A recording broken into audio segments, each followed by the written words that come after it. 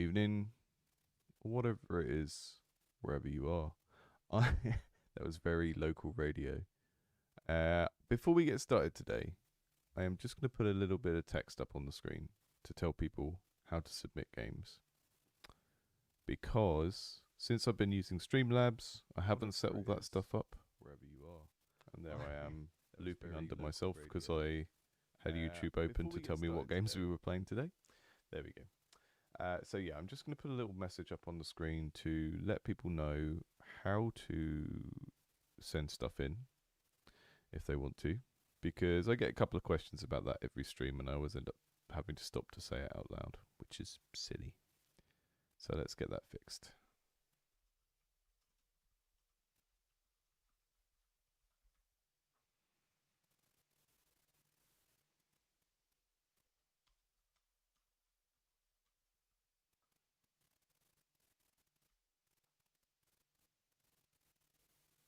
It's almost like I don't understand how to run a business, isn't it?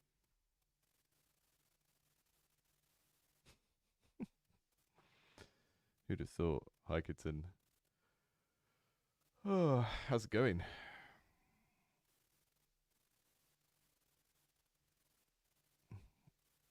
Got all these terrible fonts.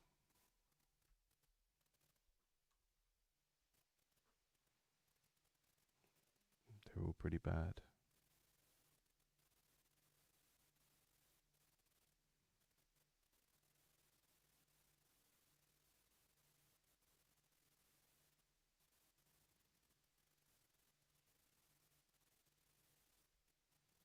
I've got the multi-stream on and I can see on the screen that more than one person has posted, but the multi-stream is telling me nope.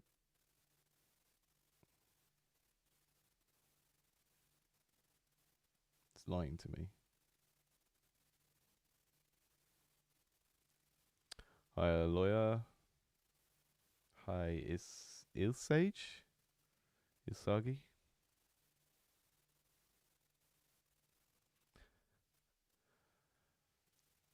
Yeah, time do be like that sometimes.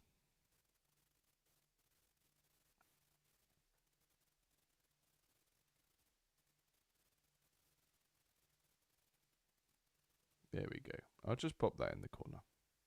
And then if anyone has any questions about anything related to submitting a game, I don't have to answer those questions on the stream. They can follow the very simple instruction at the bottom. I love the idea that anyone would consider me the Alan Watts of game dev is great. I'm sort of going for somewhere in between Alan Watts and Rick Rubin. I'm quite quiet today. It's weird because I haven't been... Yeah, I think maybe I just need to get a bit closer. There we go. I'm in the yellow now, which is where I usually am. Right, here we go. What have we got today? We have got some deck builders, one of which I've played before on one of our community streams, but Ella submitted it to Indies Under the Knife a while back, so I thought I'd play it today. So we've got Goblin Gourmet that you might have seen on this channel before, which I think is really cute. It's a cookery game using cutesy, silly fantasy stuff where goblins are making food. It's energy free, so we're not doing you're not spending gems like in Slay the Spire or whatever to build to play the cards. It's based on time mechanics. I really like this. It's a very just generally cute game, and I really like this of like having a clear kind of mission statement of what your game is trying to do. Like it's problem based design, right? If you take Hearthstone as an example, Hearthstone's not a deck builder. It's a deck construction game, different thing. But when Blizzard designed Hearthstone, they decided, okay, in Magic the Gathering, you have to play these land cards to get mana, to get energy to play your cards. And that kind of slows down the game, makes it a bit complex, and leads to situations where you can get mana screwed, which is like you don't draw enough mana to play your cards. So a big design pillar of Hearthstone was changing the resource system from the game that they were emulating, right? So that is an example of problem-driven design where you take an existing type of game or an existing game that you're emulating in some way because you think it's good, and you pick a problem with it and you say, okay, how do we deal with this problem in our design? And it often leads to something that is a bit more elegant, maybe simpler, maybe more accessible, whatever. So that's what Ella is doing here with Goblin Gourmet. We've got deck building where you're not spending energy to play the objects that come out. Interesting. Would be great to see if it's developed at all. We've got This Is It, which I think I'm going to play last. Looping self-referential cards and using them to beat the Reaper at his own game. Find intelligent combinations to bluff your little minions to overcome progressively harder hurdles. So you've got these two minions called This and It, and you're doing some kind of weird logic puzzle involving the cards, and I'm not sure I'm going to really understand what is going on with this game until we play it. So I'll probably do that one second. And I think first off we're going to do Mark My Words, which is a word building deck builder. There was a tabletop game called Paperback from about 10 years ago that I think was basically the same idea. Not sure how this compares to it in terms of execution, but let me just find it. Mark My Works. Can't type today. I woke up early and I was coding for the last 2 hours, so my ability to speak human has gone. Here we go. Let's get started with Mark My Words, then we'll check out This Is It, and then we'll go to Ella's game, Goblin Gourmet, and have a look at that again. Words are hard, yeah. Words are hard when you've been working in a sort of different mode in your brain for a while, you know?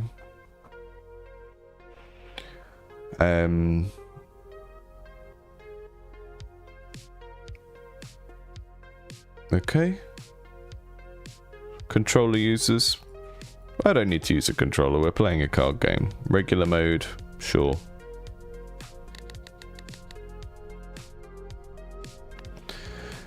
By default, you draw 8 random letters from your deck, which then need to be formed to an existing word. Each letter has an inherent value seen in the bottom right. Throughout your run, you will permanently or temporarily alter the value. Okay, so we're doing Scrabble, and then we're altering the value of the tiles to do some sort of Balatro type stuff. Nice. So I guess the meta is if you can increase the value of vowels, then you're going to generally score more because there'll be more vowels in more words, but it's easier to get the value of consonants up really high because something like Q is already a 10, right? So this music is not very conducive to the type of thinking that the game is wanting me to do. I've already kind of got that straight off. It's like I can't solve a puzzle with this kind of beat playing. So I've turned it down a little bit in my headphones. Let me know if you wanted me to turn it down in the main thing. But I think that's not a great creative choice. I don't think you thought about what the players are doing. There's a reason why game show music, when people are asking questions, is sort of, you know, low tension music rather than this kind of pounding thing, because it encourages you to be able to think in a particular way. Letters must be moved to the center either by clicking on them using your keyboard or using drag and drop. Okay, so you can actually just type the word out, I think. Skin. Okay, you can type the words. That's going to be easier. So I'm just going to do that. You can either play or discard letters by using the action keys on the right.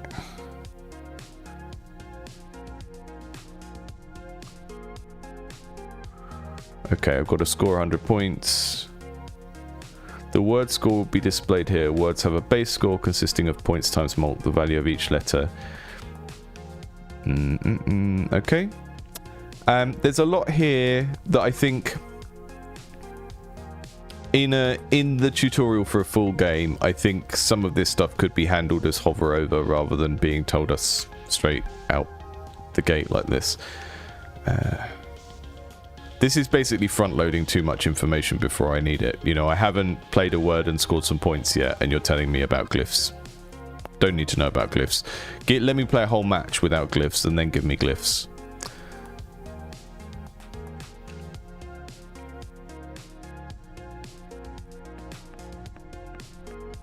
See, look, there's no hover over tooltip that tells me about glyphs now. So if I've skipped through that tutorial like I just did, then I should be able to like hover over this container area and the game tells me what glyphs are again. But we front loaded all of this information and then we've only given players 1 point where they can get it, which is not ideal. And you know, I'm going a bit harder on this stuff because the game's on Steam, right? So this is a game that is on Steam, waiting for wish lists. I think you can do a bit better at this onboarding. I think some of the stuff needs to come after the player has had a few turns or played a match, and some of this stuff needs to be in there as permanent tooltips that you can always access and hover over rather than telling the player before it's relevant to them.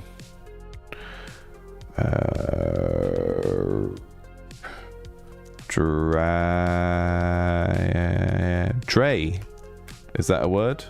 Apparently it is. It's the problem with word games when they're on a computer is you just type something in and hope that the computer validates it.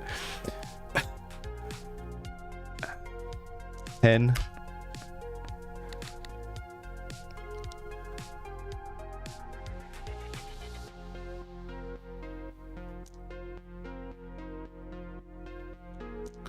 Get. Not very exciting word.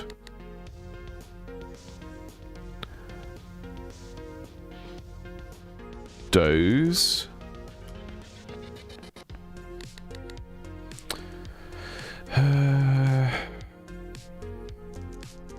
Tail.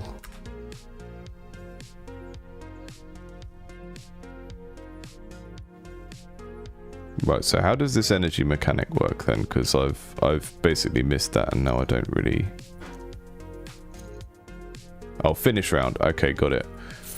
Got it. Hi, Gleb. It's Gleb. It's Gleb the library, but Gleb the library person, the librarian, if you will. 5 marked letters to your deck. Don't know what that means. Destroys 5 random letters from your deck. Marked consonants to your deck. So, again, thinking about first-time user experience for this, as a game that's already on Steam, I'm being asked to make a choice about these things. Don't know what the points are. I don't know what a lot of these keywords are. Now, the convention is, in a lot of card games, a lot of turn-based strategy games, anything where the player is consuming lots of keywords and expected to think about them, is to have, when I hover this over, we wait a second, and then a little tooltip appears and tells me what marked letters are. Yeah? It's in Hearthstone, it's in Slay the Spire, it's in nearly every game that has these kind of interface norms and the concept of keywords. What's happened here is you've designed a tutorial that tells the player loads of stuff in about 30 seconds, but you haven't got the helper features in the rest of the game that should be there before you even design a tutorial, right?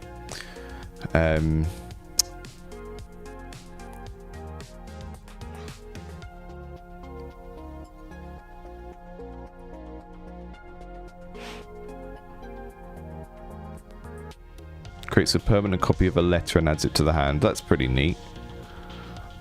Plus $3 per instance of this letter in the word. Can I get that? Where do I put it? Where's my money? Is that my money? Okay, that's my money. Okay. I'm gonna buy an O as well. Why not?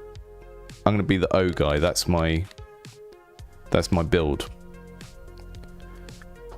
Did you play a red aggro goblin deck? No, I played a ooh deck.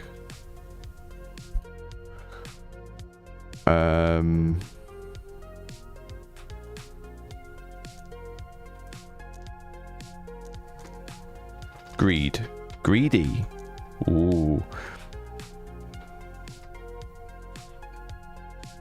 Okay, when I'm using the keyboard to type and I press Y, it's defaulting to the white version of, no, it's randomly picking the white or blue Y. If we're going to allow players to use the keyboard, I think we should default to using the highest value version of the letter. This is kind of... I don't know, some of this stuff feels like really basic interaction design for this type of game, for what this game is trying to do. Maybe it's that it hasn't been tested as much with the keyboard, but I would think that would be a really obvious thing.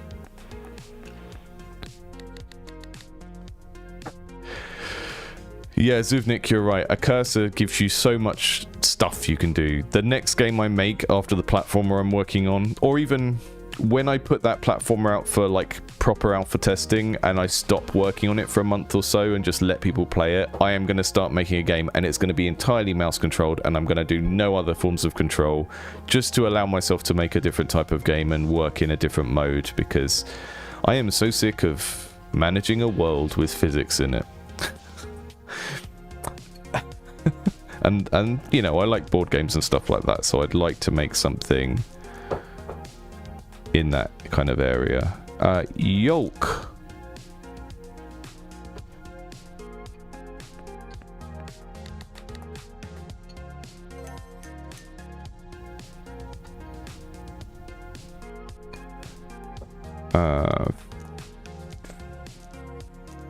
Fiat or weight?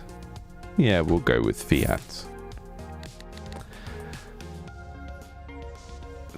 This queue, I don't think I even started. Oh no, I guess the deck is the entire alphabet, right? So I have started with a U in there somewhere, but I've never had a Q and a U at the same time.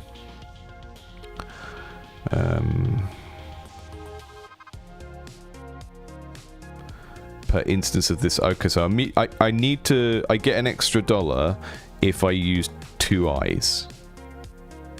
Or I get $6 extra, I think, if I use 2 eyes. See, that's interesting. That creates these nice little micro puzzles per turn of how can I use 2 eyes.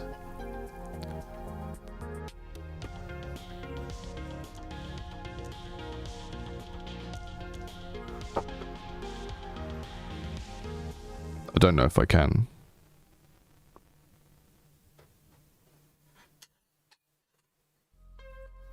Don't think I can make anything.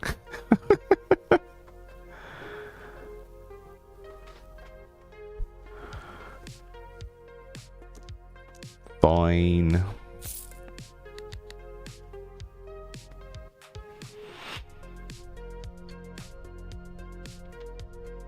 But yeah, if you're making a game that probably should have tooltips in it, and I'm saying this as a general piece of advice now.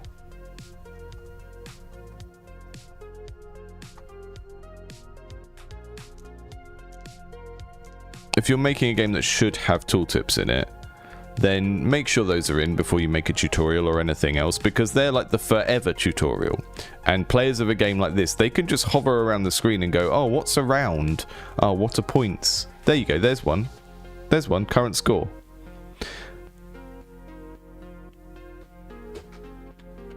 We've got one there. They just feel like they're missing in a few places. There's not one to tell us what these are. There's not one here. But we do have the tooltips. They just feel a bit incomplete. A lot is left up to hoping people internalize all of that text that was thrown at us in a very short amount of time at the beginning.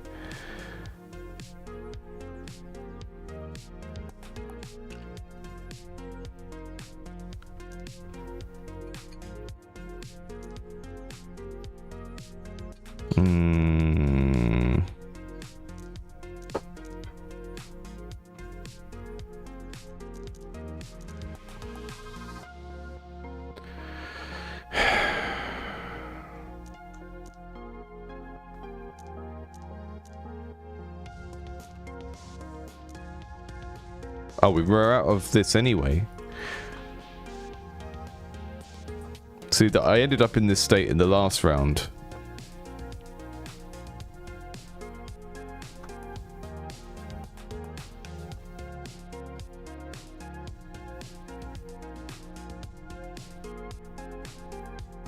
So I'm struggling a bit with this energy mechanic thing, because it's kind of, I can't see what it relates to elsewhere on the screen.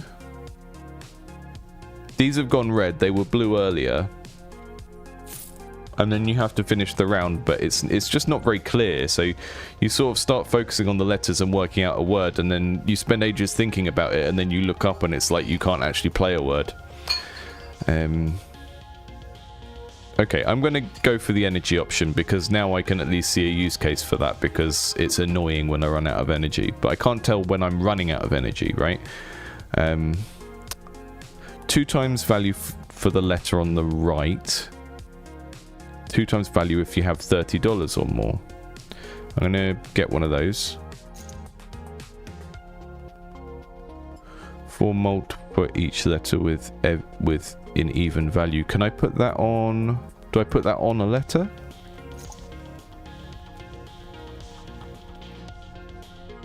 Okay. This is cool. I'm liking this. There are a few little things that are like control things that feel a bit awkward, but it is kind of the same thing as paperback, but someone was bound to digitalize that at some point.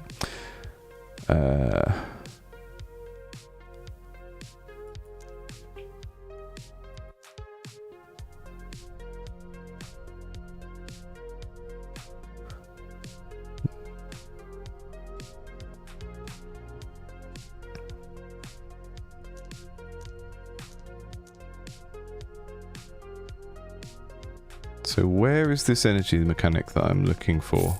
Oh, it's here. Okay, got it. Got it.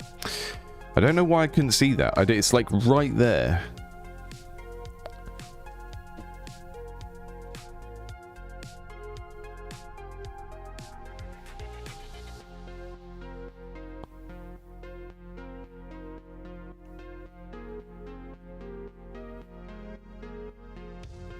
First 5 rounds. Okay, I should try and use that then.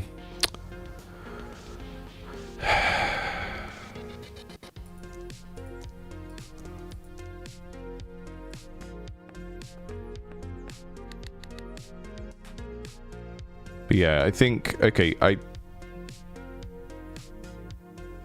think even just shifting this over onto the right so that it's more clearly associated with these, so it kind of feels like it fans out from here. Like having this kind of on this last third of the bar. Bulldogger in the chat said the same thing at exactly the same time. Yeah, just shift it over a little bit so there's a clearer association. I know we want to make things symmetrical. Symmetry doesn't always help with UX. Sometimes it makes 2 things look similar that aren't similar. Like this isn't really related to this, but they're sharing symmetry, which makes it feel like they're related, like the health and armor bars in GoldenEye or something. Zaps.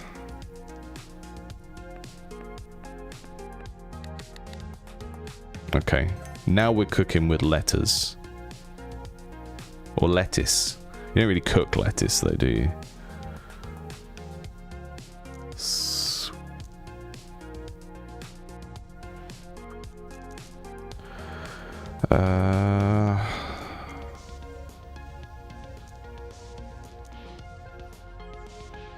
I'm gonna make it say sex.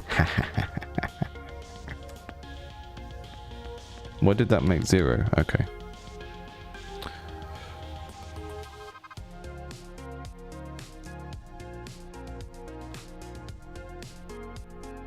It's gonna keep making me make suggestive words now, isn't it? Of course. Okay. We got the big Y. 2 value per unmarked letter in the word. So these are unmarked letters. All of the white letters are unmarked.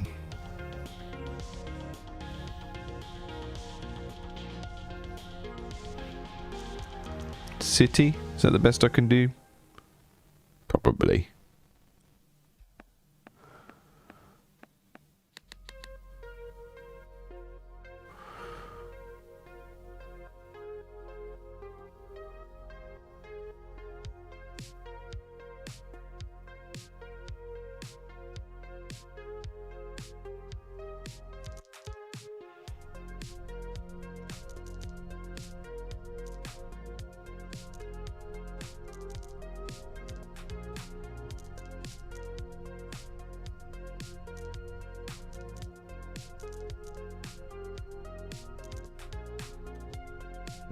See, I did it again. So what I would do here is, like Bulldogger said in the chat, shift this energy bar over to here. So not right on the end, just so it's here, so you can keep this kind of jaunty game show vibe. Shift it over here so it's more clearly associated with these. Then when it's at 0, make it clear there's been a state change by changing the bar to this red, and then maybe gently gently, not strobing, just gently fade it in and out so that we can kind of clearly see. Because the problem is that you get locked into the puzzle, your eyes are focused here and here, and they just sort of jump across this. They kind of censor it. You block it out with your mind because you're just focused on looking at the letters and doing the thing. So this needs to do something to grab the attention, and even if it was just gently pulsing in red, then we wouldn't get in this state. But that is really irritating, to get to that last word where you've run out of energy and to just start doing the puzzle, and then like you're thinking through the puzzle, you could be doing it for a couple of minutes before you realize you can't actually play a word. So that feels like at the moment the biggest problem in this game at the moment. That maybe not every playtester will have this problem, but I'm not the only person who will, and it will be quite a big point of frustration for people, I think. That gives us some dollars. That gives you a random consumable. I don't care about consumables at this stage. I just want to do letters on points on letters, so I'm not going to bother with that because it's just too much to think about. Words must contain a letter worth at least 7 points. That seems too harsh. I'm just going to go for the money because it's a simple choice. Increase the value of any letter by 1. Sure. I don't understand how the stickers work here. Do I put them on a letter like that?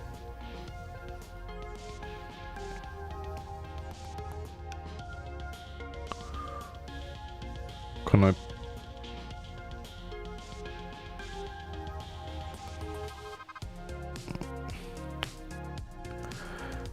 Haze?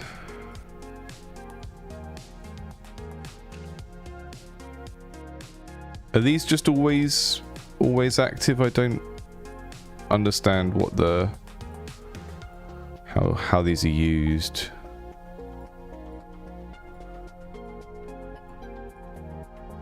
Do I need to do them between levels or something? Maybe this is like a Balatro convention that I just don't understand because I haven't played it for more than half an hour. I couldn't get into Balatro because I never really played poker. So some of like the baseline knowledge that you're supposed to go into it, I was just like, yeah, whatever, don't care. You know, I played it for a little while because it was a big deal and I wanted to see what it was, but I just couldn't get the enjoyment of looking for poker hands because I'm just not familiar enough with poker.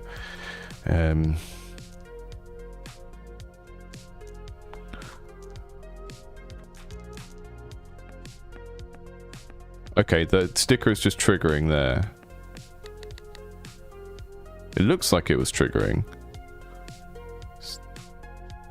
Stickers is a weird metaphor to use for that then, because stickers sound like something you should stick onto something to modify it. If they're just sort of standalone things that go up here, they're kind of charms or something rather than stickers. Slit.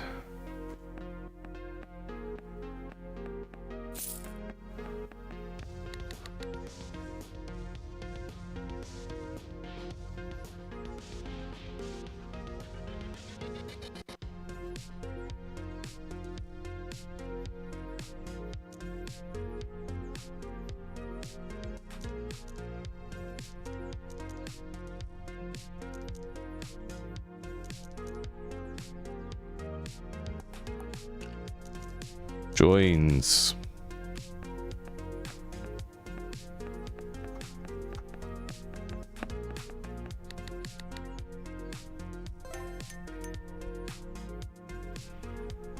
Okay, we're trying to use the double eye then, or trying to use all the eyes, but we're not going to be able to.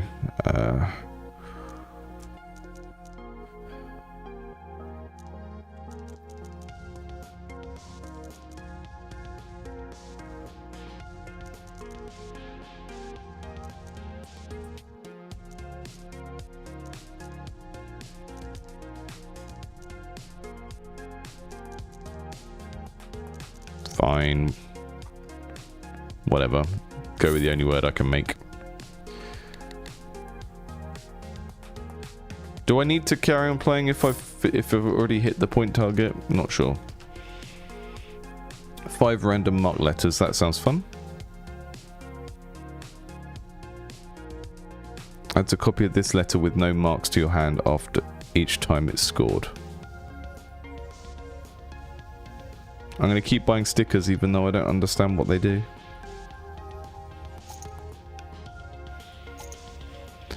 If the word has 5 or more letters, 10 multiplier.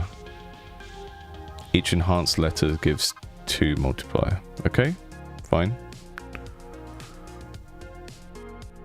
Let's buy some more awkward letters.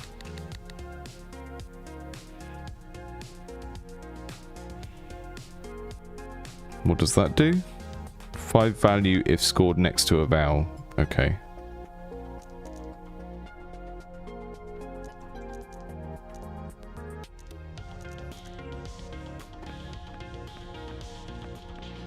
I like all the scoring feedback is pretty good. We kind of get to run through everything that's happening.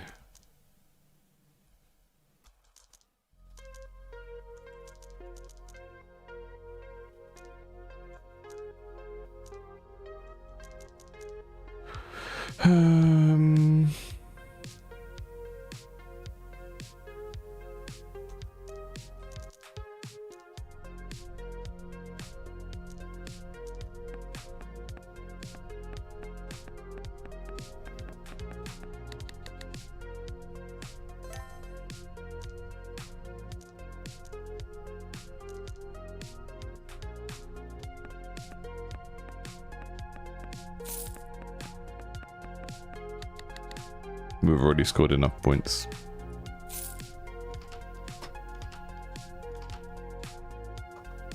Words must have an even number of letters. Do I have to keep that modifier? Does it get replaced by the next modifier?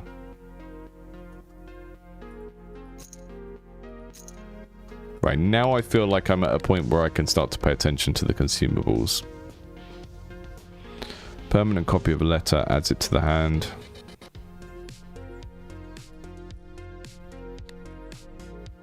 The next validate costs 0 energy.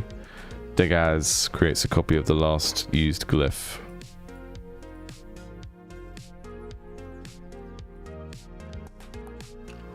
Okay.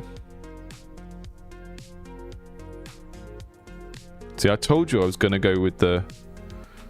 I was going to say with the U build, but it's not. I was looking at the number and reading it as an O. We're going with lots of S's, apparently.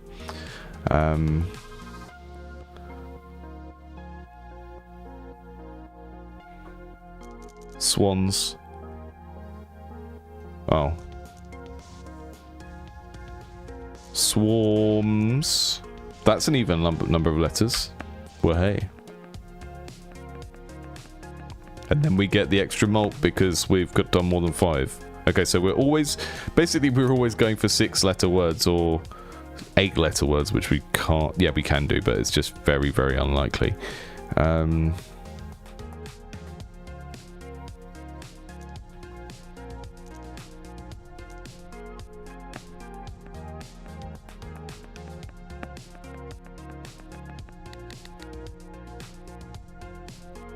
I think it's going to be quite difficult for people to understand. None of these stickers function as a mnemonic, right? So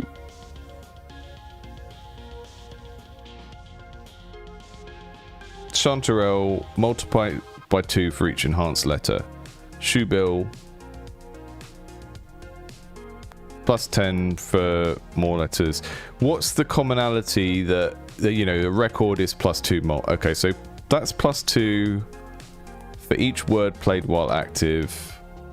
That's plus 10. There's not really a relationship between what the sticker is of and what it does. And that's kind of quirky and fun, but it also just means that these have no sort of mnemonic quality, so they don't help me to remember what they do when I look at these. I just have to kind of keep going back to it and looking at it. So maybe there is some logic to it, but I'm not getting it from here. I don't understand how a record is in the same category as a shoe builder or a chanterelle, you know. So I would categorize all the power-ups and then try and make the imagery be categories of things. Like we've got a chanterelle and a clover here. Maybe they're related to each other because they're both natural things that grow. But you know, not both plants because that's a fungi. But I don't know. It doesn't help me to remember what any of them do, so I have to keep going back up there.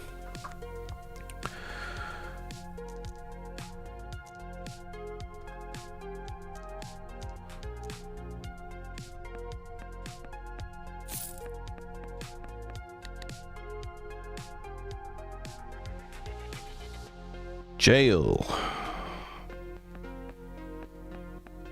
Oh, and I've already overscored, so I can just finish the round. Yeah. What's the benefit to overscoring? Because I seem to keep accidentally overscoring and not realizing I can finish the round early. Is there any benefit to carry on playing? Let's get some random marked consonants. Cool.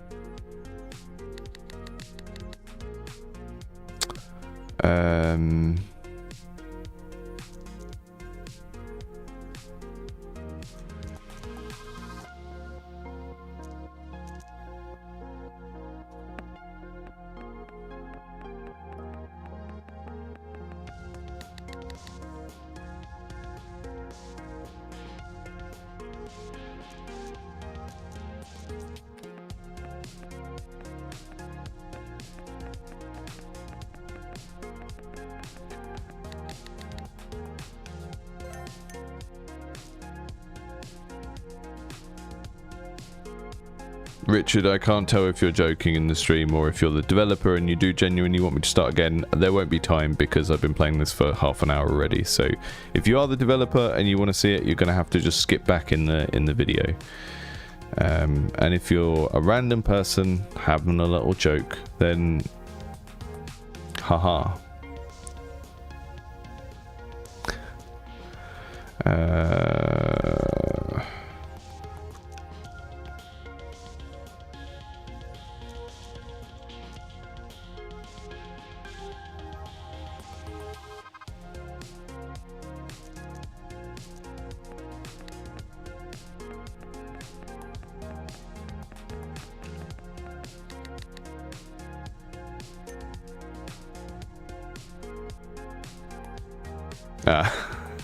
Good. It wouldn't be the first time that someone has done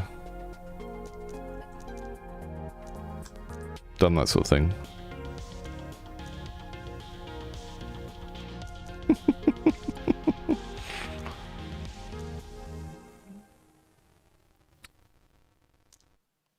Vim. Always going with Vim. Easiest V word. Yeah, so I like this. There are lots of places that could do with sound effects, like the points don't make a sound effect when they increment. There's lots of sound effects that maybe are a bit too subtle for what they are. The biggest issues I see are not noticing when you're out of energy, right? The fix for that, the easy fix, push the energy over here so it's more associated with this side of the screen. Make sure that this is doing something to catch our attention when we're out of energy, because at the moment it's doing a little animation to say, look, you've got 4 biddly-bip, biddly-bip. But when you've got nothing, if I just play 2 more rounds,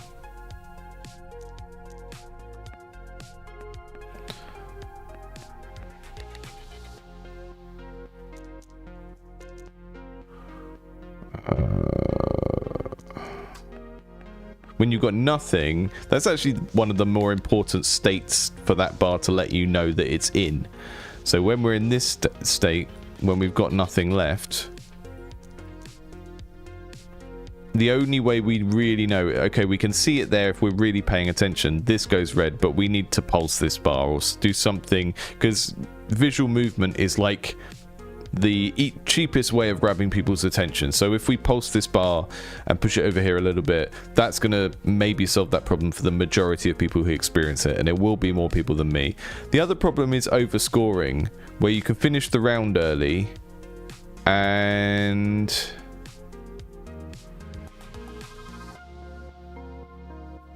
Okay, so if you finish the round early, you can convert your energy into money, which feels like a hard opportunity to spot. I kept overscoring and not finishing the round on time, and I don't know if that's part of the sort of like high level play you want people to encourage, is just noticing when you've scored enough. But even then, what I would do, like if it says score at least 2,800 points and then my points are over here, this could be a whatever out of whatever. I think the scoring and ending the game needs a bit more thought. I'm not entirely sure what to do with that. And then the iconography of these is just kind of meaningless. It's random, and that's quirky and fun. I get it that a sticker collection is random stuff, but maybe a bit more thought to help players to be able to just tell what these are without having to scroll through the tooltips every time, because the pictures serve no value in terms of helping us remember what those do.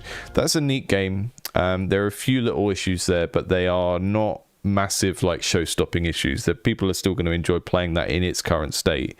I think you can avoid a couple of big frustrations by dealing with those things, though. So let's check out let's check out This Is It next, because I think this is going to melt my brain, and then we can chill out with Goblin Gourmet towards the end. So we are playing cards with little monsters on. We're trying to outsmart the Reaper, I think. And is this Unity? And is it going to go on the wrong screen? Unity games love going on the wrong screen for me at the moment. They're just like, I want to go over there. Can't tell.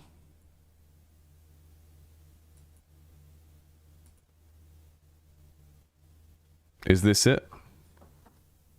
Is this is it?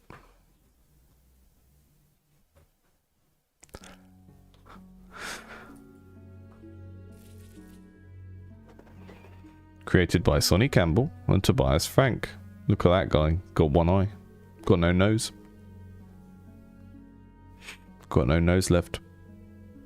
Cocaine is a hell of a drug.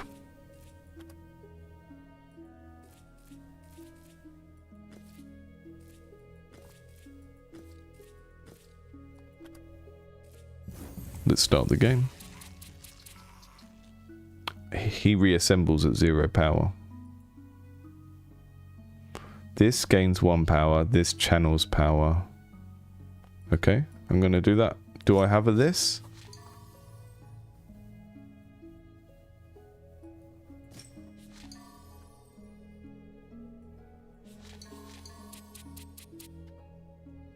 Don't understand what happened there at all. It says 3 over here. Maybe that is my sort of amount of things I can play. I made him fall apart. I'm not really sure how I did it. This.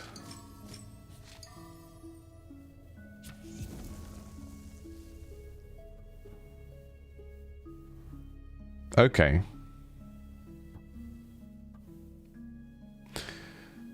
So, I've got a character called this. They channel power, whatever that means. And then I can upgrade how much power they channel by playing the other cards that refer to this, which is neat. It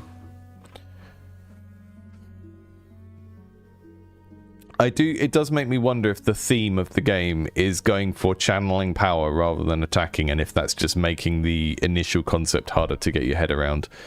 I should have gone for the draws cards one, but... Oh, look. Different monsters. You channel half power. Okay. When you play a card, this channels power. Is that something that carries on going through the rest of the game?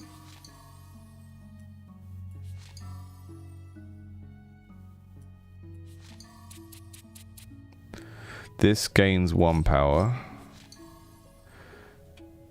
When you play a card, this gains 1 power. This channels power.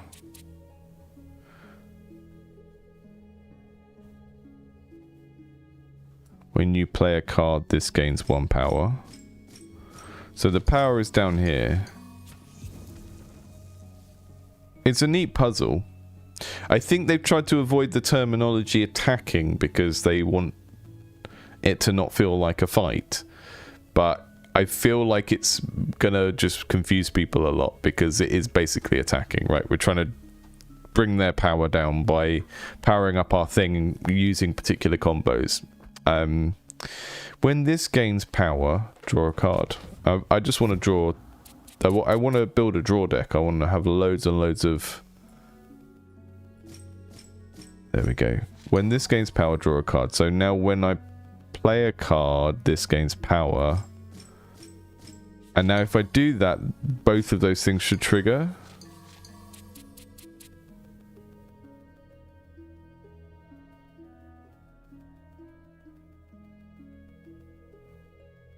Not... Ah, these are the people I've defeated before and they give me an extra ability. Your cards channel double their power for the remainder of the fight, or... Yeah, there's a lot to learn here at once. A lot of it is quite alien and strange. It's a neat... I love the art. I love the central kind of puzzle of... It's so focused on building the combo. It's cool. I can't tell how long these effects last for, and there is nothing on the screen that is logging them. So all of the previous effects I've played that are like, when you do this, draw a card. When you do this, this gains power. I can't tell if they last for that round or if they last for the entire match against this creature. It is not super clear. If they do last, then there should be like little buff type icons somewhere, like little World of Warcraft buffs that tell you what you've got. If they only last for the current turn, then that's fine, you don't need them. But if they last for the whole match, then we're missing something here. When you play a card, this channels power, this channels power, and this channels power. And then we're going to play this. I'm not really sure what the stack of effects were there that played when I played this. When this gains power, draw a card. Yeah, it's like... It's a real case of like there are lots of strange things in this game at once, and you kind of need to really lampshade the things that are really like highlight the things that people are gonna struggle the most with, and it's quite hard to identify what those are when like everything in the game is strange and weird. When you play a card, this gains power. Right, when you play this card, if your hand contains this creature channels power. Otherwise, this card channels power. Okay. Not really sure what channels power means. That's the problem.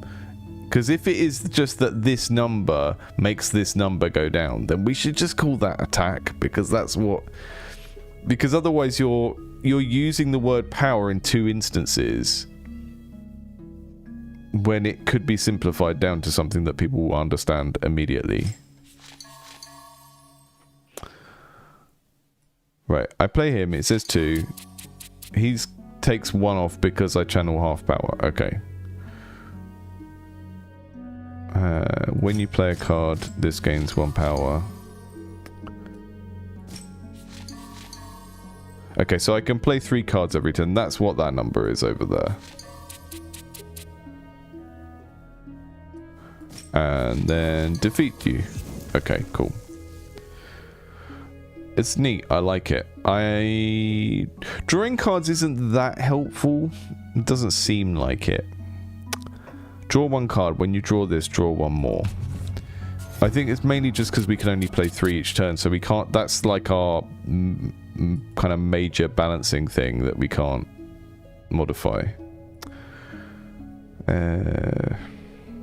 Right, when you play a card, this...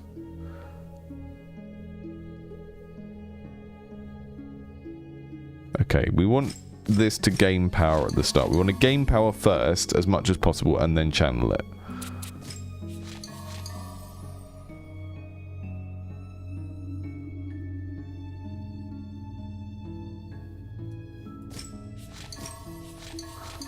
The rounds are just very, very tight in terms of how many cards you can play. Draw one card. When you draw this, draw one more.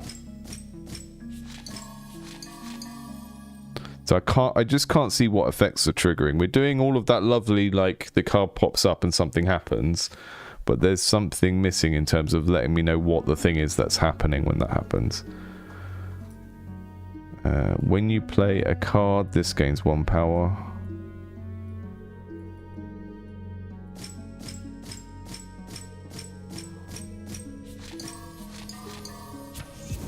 I got a card stuck in my hand then as well. When you play a card, this channels power.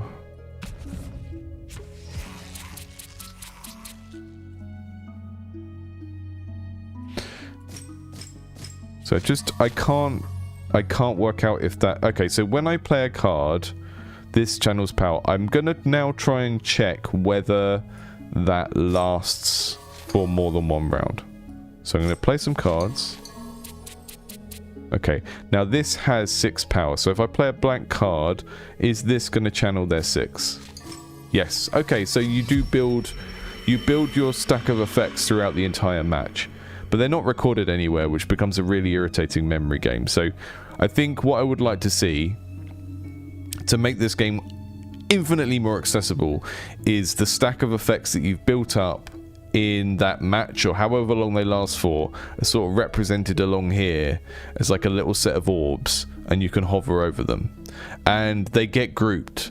So all of the ones that say when you play a card are here as little memory things, and when there's one that says when something else happens, so you group them by condition, right? All of the when you play a card effects are here, all of the when something else effects are here.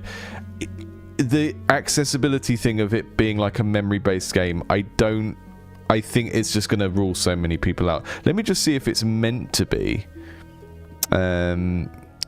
Make your way through the challenge of looping self-referential cards to beat the Reaper at his own game. Find intelligent combinations to buff your little minions to overcome progressively harder hurdles. Play out your cards on a turn-by-turn basis, figuring out the best combination of effects as each card targets this or it. Buff your cards to provide more power as each enemy gets... Yeah, okay. So it does work the way that I expected, but it's not meant to be a memory game, right? There's nothing on there that says that this is a game to test your memory, and the kind of puzzling it out to create the combos is more difficult if I have no way of remembering what I puzzled out. So what I would do, just save every game, every card that has been played that has the word when in, and put a little sticker here as like a, you know, like a World of Warcraft buff icon type thing, and when the player hovers over that, bring the previous card up to remind them what they played, because otherwise it's just too hard to remember all of the stuff you've done, and it's not...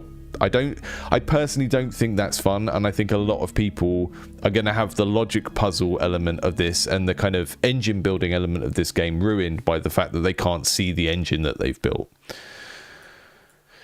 Which is a shame, because it's cool and I like it. I like the kind of general thing we're going for here. But I'm building an engine and I can't see the engine, and that means that the most important part of the game is invisible. The most satisfying important part of the thing, it's only visible through the effect that feels kind of random because you can't remember what you put into that chain of effects. When you play this, draw a card. Yeah, sure. Is this how many turns I've got up here, these eyes? There's lots of lovely kind of interface design going on here, but it's a bit unintuitive. We're missing some of those hover over tooltips on certain things.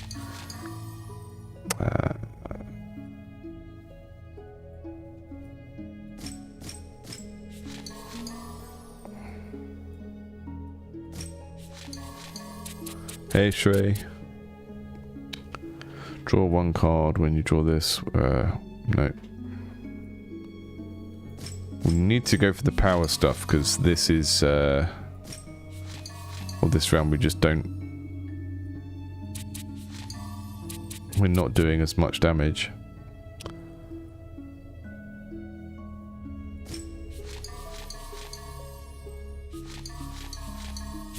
Okay. So the ones that say when you do this, this channels power, that means that basically you can, again, channeling power is attacking, it's taking the health off of the mage you're fighting against or whatever. This can channel power even when they're not in your hand. So when you've got this card in your hand and you play them, they channel power, which basically means they attack and they take their power off of the health of the character you're playing against. But if you've got one of these cards that says when this, then this channels power, then it means that you can basically play an attack with this without this being in your hand. That's what's going on there. I think it's cool. It's a cool puzzle to work through, but I think some of the language is just not... Again, I would just... I know we're doing some sort of duel with a wizard, but I would just call it attacks, just to make it simpler for people to get over the initial hurdle of trying to work out how to play the game. When you play a card, this attacks. That would be better. I think it just, you know, it's that thing of like, you're trying to make something thinky and puzzly, and you want to remove, I think you want to remove barriers to people getting into the initial puzzle. Otherwise it feels a bit like number wang.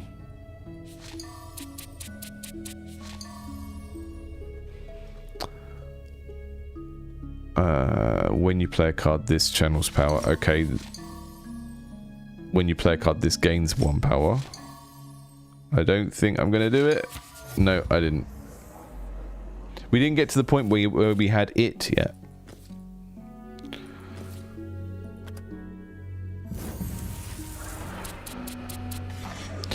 These empty cards, you use them to trigger other cards. There aren't many situations where you'd want to play one of these instead of one of the others. Oh, hello.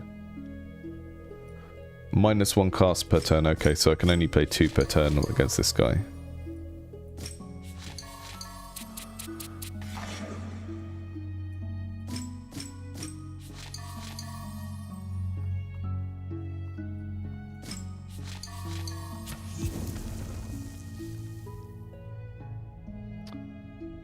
When you draw this, this gains power. When you play this, return the card to your hand.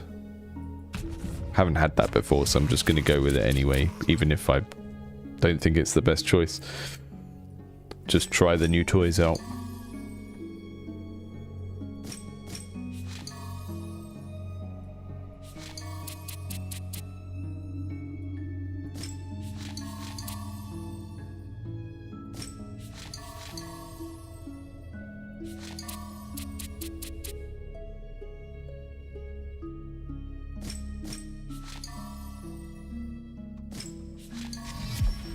Oh yeah, so the defeated enemies give you like a one-off power-up thing you can use, I think. You are granted an extra cast each turn for the remainder of the fight. So when I get against a boss I think I'm going to lose against, I play that and then I'll get extra... I can play extra cards. So yeah, I do need to remember to use that because I would have lasted longer in the last run if I'd have used the cards I'd collected.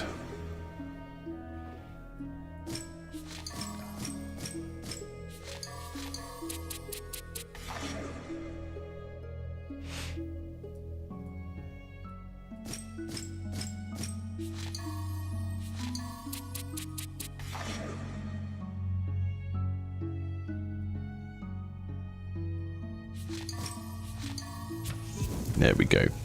Okay. When you play this, add a copy to your hand.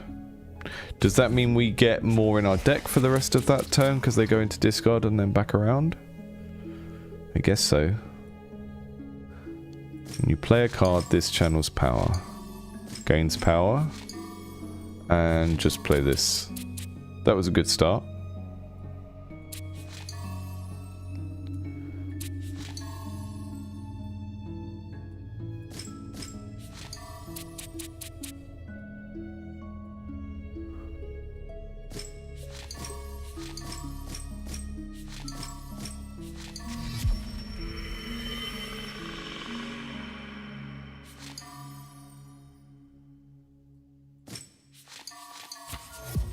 You have to beat him twice.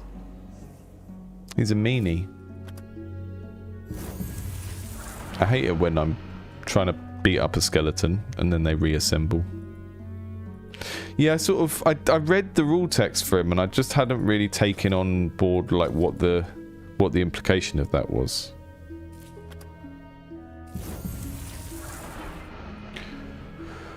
He greedy. It's a glutton for punishment.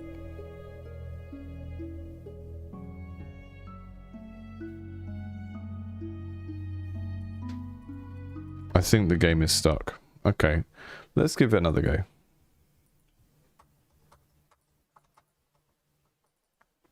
I do like this. I like the art. I like the general idea of it. It's very tight in terms of what it's doing. I think you just need to find out what are the weirdest bits that people struggle with the most and try and smooth them out a little bit.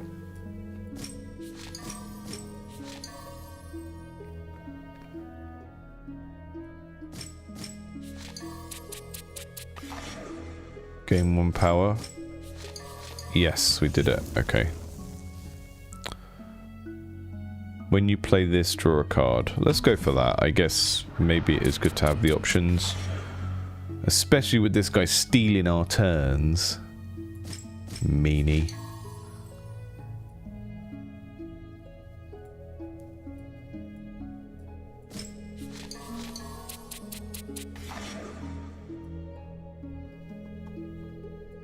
When you play a card, this channels power. When you play a card, this gains power.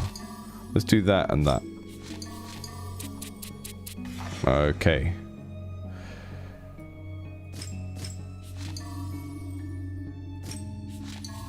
Wait.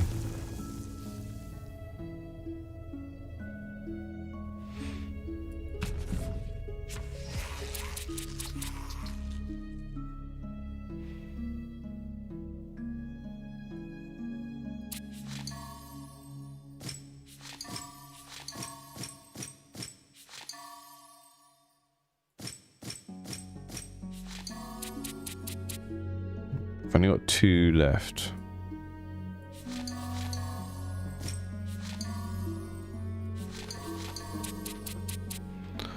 No way I'm going to beat him twice.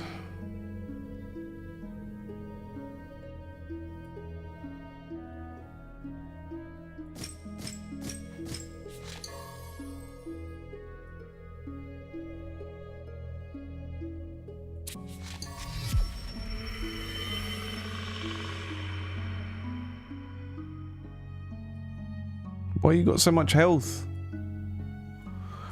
Why have you got so much health? Oh, 1 away. See, I don't know why I had that much damage stacked while I was doing like 7 or 8 and I did it twice. Like, there's just no way of remembering the buffs. And I think having those in place would make it a lot easier for people to understand what they're doing.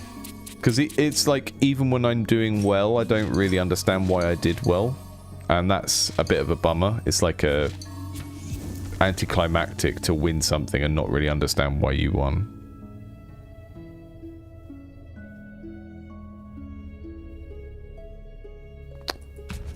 I think you just hover over these cards and click on them to play them.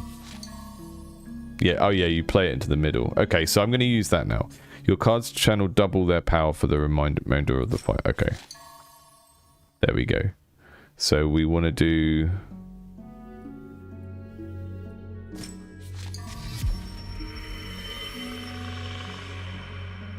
Yeah, thanks for the reminder of that one. I keep forgetting to use the boss power-ups, and that's probably why I haven't got very far. When you draw card. This channel's power. Okay. Let's go for that.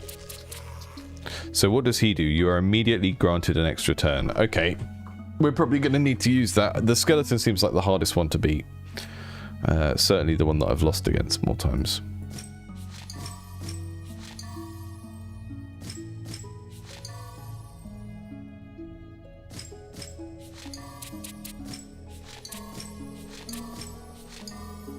When you draw a card, this channels power. Okay. When you draw a card, this channels power. And let's get an extra turn.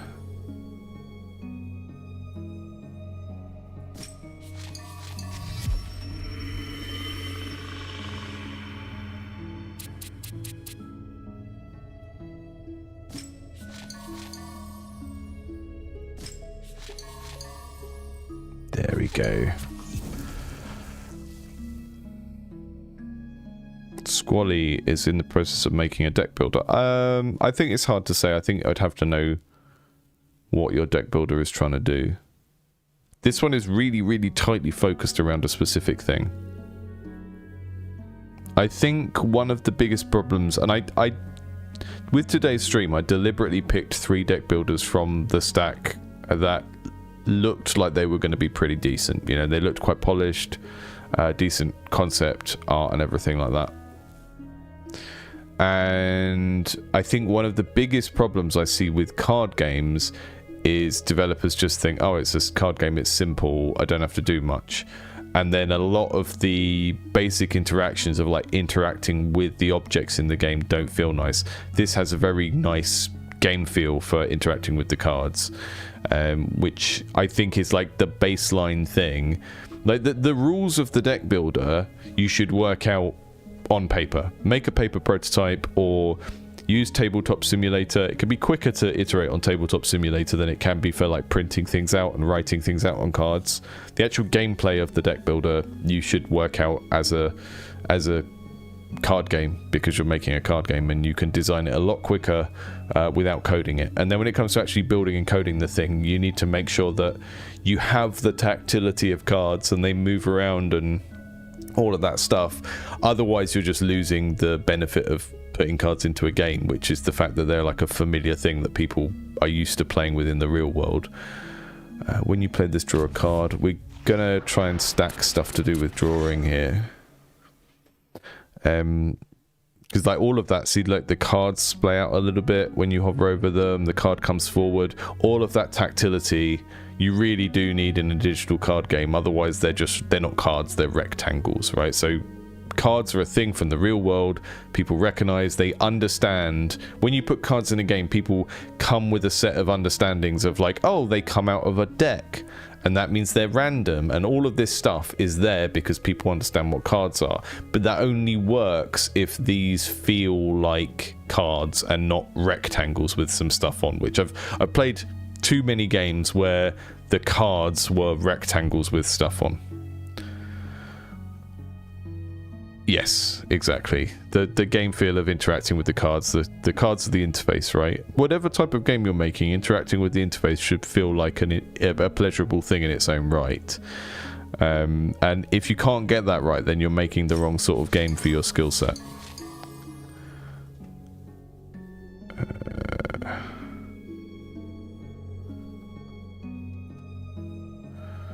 See, I don't understand this, because if I use him, I get an extra turn, but I didn't get one when I used him before. Oh, okay, the turns are up here. Got it. Okay, that's cool.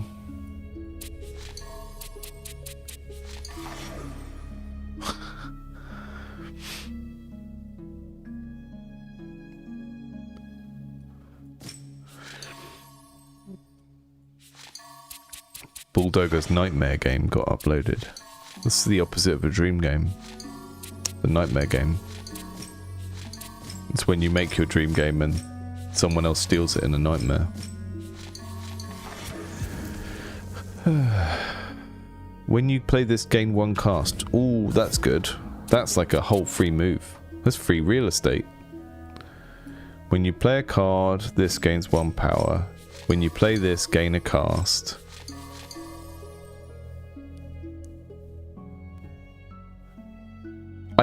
Did I gain a cast when I played that? Does this refer both to this character and the card at the same time? That's real brain melting stuff. Extra cast each turn for the rest of the fight. Okay, yeah, I'll take that. I think you're supposed to just use each boss card on the next boss, really.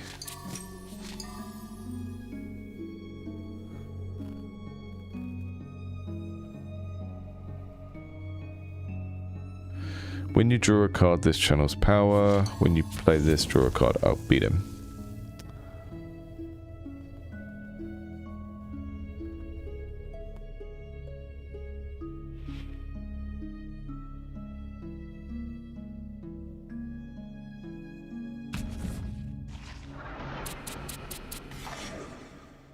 Your cards double their power for the remainder of the fight.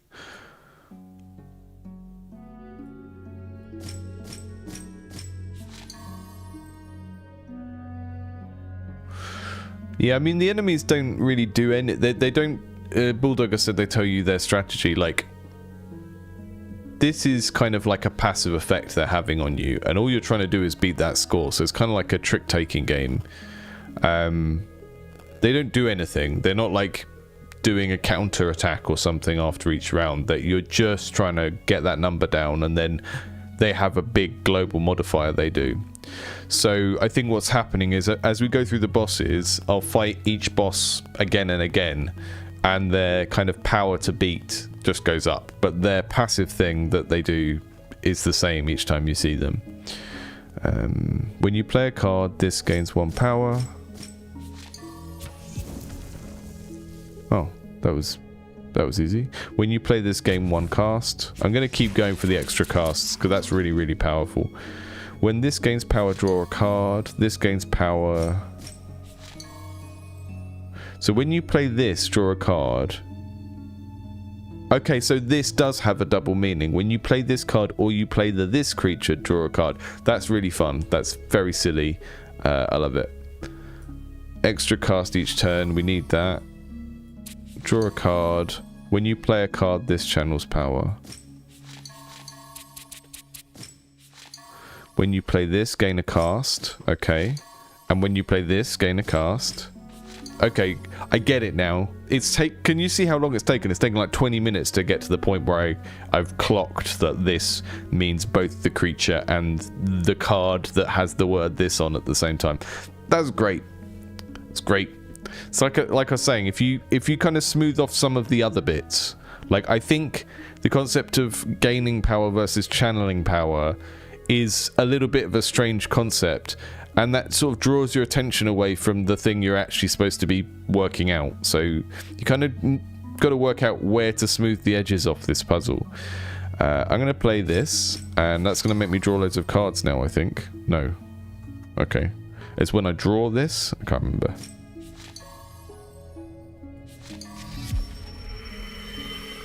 I've only got 1 turn left to completely beat him now, which is difficult. Where did my this go? I drew a this and it went away.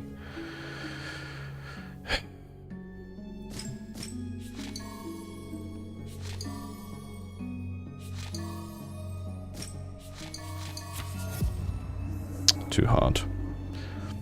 Yeah, the developers here, they need to eliminate the memory game problem by having the stack of stuff remembered for you so you can look through it. I think changing channel power to attack would make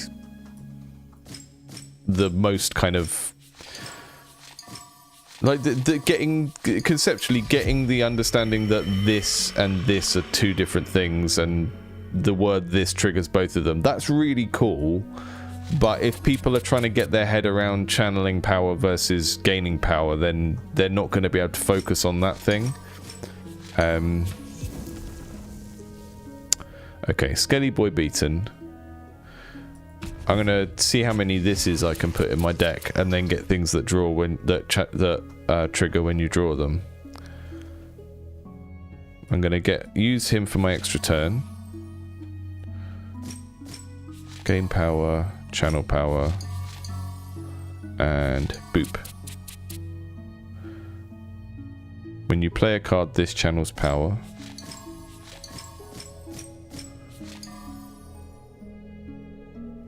When you play a card, this gains power.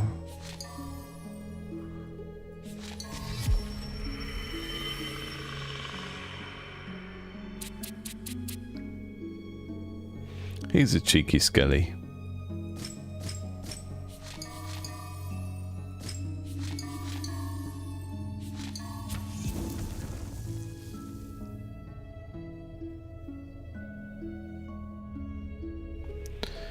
When you play, I'm always going to go for the extra casts. They seem like there is nothing bad about having an extra cast. Okay, that one that gives us an extra turn, I might as well wait until the last turn to play that one. This channels power. So that triggers both of the this cards in my hand. When you play this, gain 1 cast. When you play a card, this gains 1 power. This gains 1 power. And then I can play 1 more this turn, and I'm going to play this. Am I going to beat him? I will see what I can do with these cards, and I need to just watch out for when I'm playing my last card and play this in time if I don't think I'm going to beat him.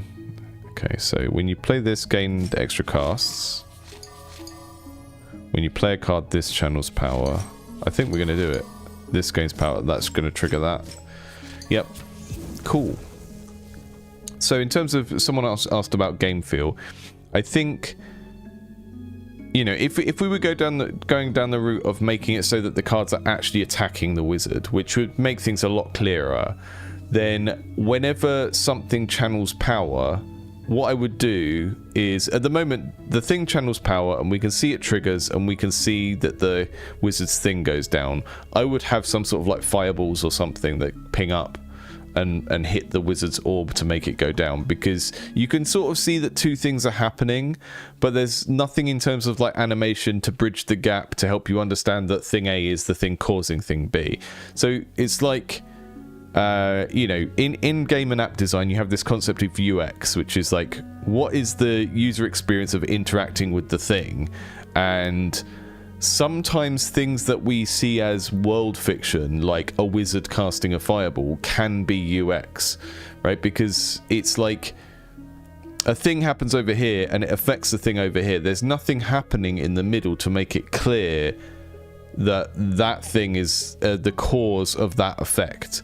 And if we had a thing like a projectile, then it would help explain that, right? So you can see how we quickly get from, oh, I'll make a card game because card games are simpler, back into the world of needing to have like representations of attacks and things bashing into each other and projectiles and stuff like that, because they help to explain to the player what's going on. They help to make it exciting from a sort of game feel perspective, and then from a UX perspective, they help to link together causes and effects. So what I would like to see is that the channel power, or the attack as most people would understand it, if the creature does it, it has like a little greeny turquoise fireball, or the card like properly flies up and bashes against that orb to damage it, and then the other cards do a similar thing. Maybe they do a smaller version when they channel, they like fire fireball, or they fly up and attack it, because at the moment some of that stuff, it's not as satisfying as it could be, but it's also just not as clear, the link between the cause and the effect that we're seeing on the screen. So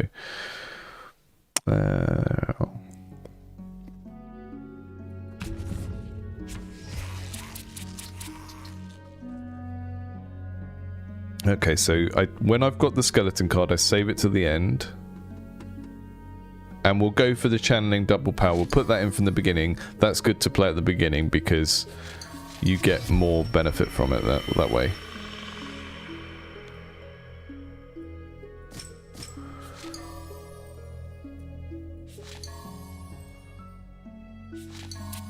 And I just clicked and dragged, and my power-up card went off into the corner, and I don't know where it's gone now, so.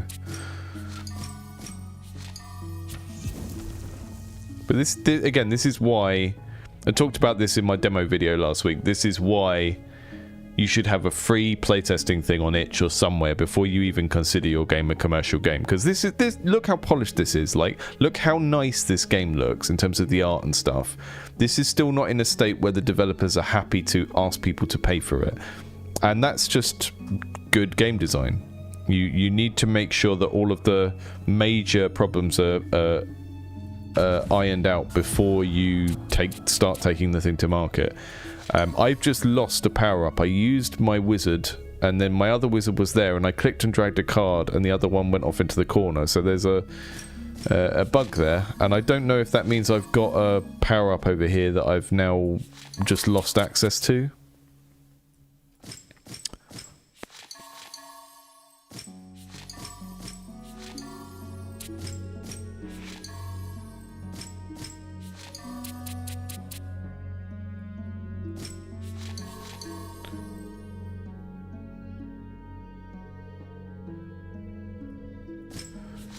I think that is a good thing to do, yeah. The thing is, if you're putting out games and you haven't really done it before, you know, you haven't, like, it's your first game, you haven't worked in a game studio or something like that, you're not going to really have a good sense of what it is in your game that people struggle with, right? You should playtesting is part of designing a game. It's not like an extra thing you do to try and make the game better. It is a quintessential part of designing a game in the first place. So you need to create a way for people to easily playtest something, and I think itch is a better platform for that, because there are people on itch who quite like playing people's games when they're not finished, because it is a platform for hobbyists. You know, you can monetize on itch, you can sell things on itch, but there are so many more. A larger percentage of the players on itch are there to play unfinished games, right? Because it is a platform that hosts game jams and stuff like that. So the audience that is there is very different. It's not a commercial game purchasing audience. It is a more likely to be a game making audience, and that means you get a lot more people there that are willing to play something that is a bit early, willing to play something that is broken. Steam is a commercial platform, so when you put playtest on Steam, it gives a different kind of messaging to people. If you put a playtest on Steam and the thing is just fundamentally broken, or a bad idea, or there's something just really, really wrong with it, it doesn't look good, because it looks like you've gone to a marketplace with a broken product. And even if you're not charging for it yet, just like, I don't know. I think there are ways of making a game prototype and getting it tested before you do all of this setting up a Steam page. And I know I'm not saying the same thing that, like, I got called out for this last week. Someone said, you're not saying what the other game dev people say. And that's because I am not interested in helping every single person that wants to commercially release a game to commercially release a game. I am a gamer and a games enthusiast first and foremost, and then I'm a game developer who enjoys making their own games and designing, and then after those things I'm a games educator. And my goal and my role as a games educator is to help people who are already making games make slightly better games. I am not interested in encouraging every single person making a game to commercially release their game. I don't think we should be getting that. If I had my way, we would bring back Steam Greenlight, and I'd be in charge of it. No, I wouldn't be in charge of it, but I would like Steam to have 10% of the games that it currently has on it, and some sort of process for people to go through to put their stuff on there, because the lack of quality control is getting really, really bad. You know, I've seen people complaining about the quality of games that are going into things like Next Fests and stuff like that, and it is because we seem to have built up this culture of just, oh, have a go. And it's like, it's a marketplace, and there is like a fundamental problem with just too many people taking things into the marketplace that don't belong there yet. And sometimes that is like a Dunning-Kruger syndrome type thing, where people just cannot judge the quality of their own thing. And sometimes it is because they're being encouraged to just have a go, because, you know, that's how you get better. You make things and you try and you have a go. But I don't know. I would encourage most people to start somewhere else. Do not start on the big commercial platform trying to play with the more polished games. You know, start somewhere else. Start on Newgrounds. Start on itch.io. Start on a platform that is intended for hobbyists. And then when other people on the hobbyist platform start to get really excited about what you're doing, that is your sign that what you're doing might be a commercial product. If no one is excited about your game when you're just sort of showing it to other hobbyists and stuff like that, then you don't need to be thinking about Steam at that stage. I feel like I have this rant like once a week, but I think people also struggle to understand that I'm not in the same, like, hey, everyone, let's all make games and release whatever we make type camp as a lot of people are.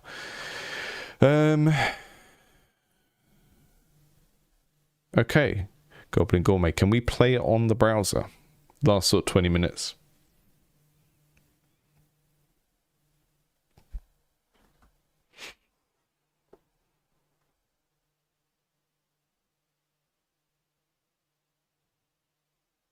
Yeah, it's a good shout, Cake. I will bear that in mind. Because forgetting stuff is annoying in games. Super early demo, Goblin Gourmet. So I played this a couple of months ago on one of our community streams, and I wanted to kind of give it another go if we're doing a deck builder stream. Welcome to your food wagon. You've got some prep time before customers arrive, so let's run you through some basics.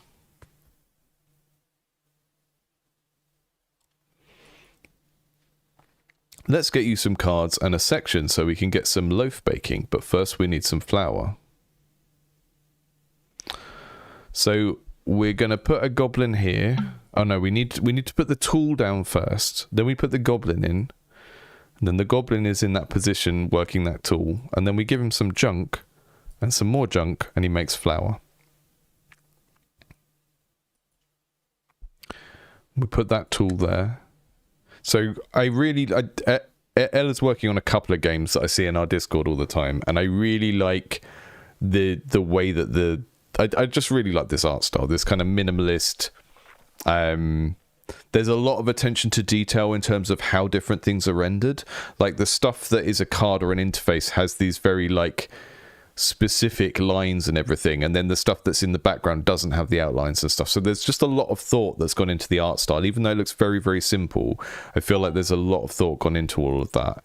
I think one of the things I would like to see is when you have the cards in hand in this one, it's not always obvious which ones are an ingredient and which ones are a tool. Okay, you are going to mix some flour and some water.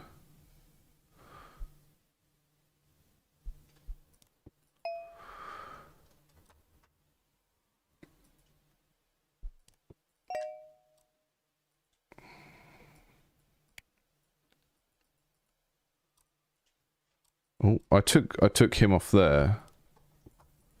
Can mix some water and some water. Does that work? I didn't get stuck like this when I played it before.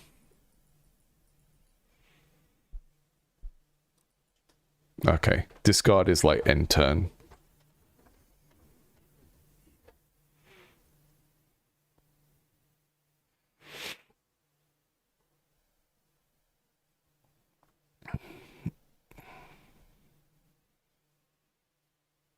Yeah, I think Steam needs to do something. I don't know. Remove items from the board with that one.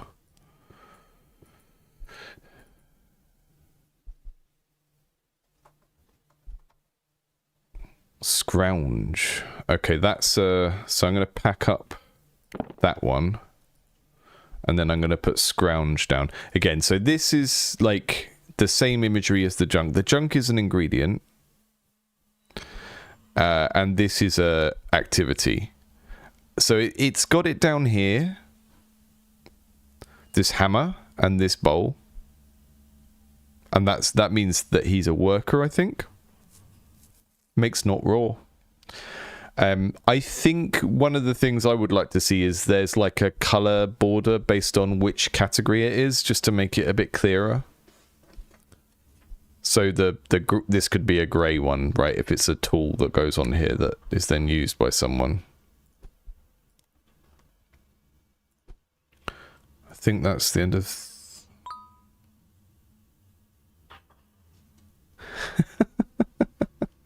Well, I think the idea is the goblins are actually like physically there cooking. It's just very kind of made very abstract. Right, you go scrounge. I don't think we can do anything else with this setup at the moment, so we're going to just discard everything we've got there. And then you mix some flour and some water. That's going to shuffle more dough into our deck. So when this timer goes down, we get whatever they're making in our deck, right? You make some more flour out of some junk. I think it might be quite easy in this game to just sort of break your deck a bit by having the wrong stuff. Right, I'm going to pack that guy up because I don't think we need loads more junk to make flour out of. So I'm going to put the cooker down and cook the dough. And put some more junk in here to make some more flour.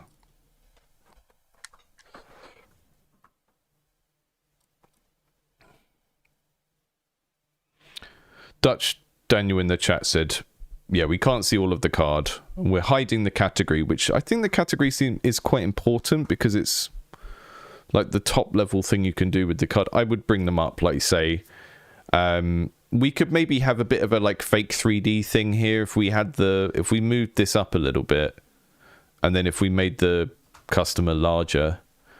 Right, flour goes there, junk goes in there, dough goes there. Oh, we need a goblin there as well. Okay, the dragon doesn't work on its own. Unsupervised dragon. There we go, water there.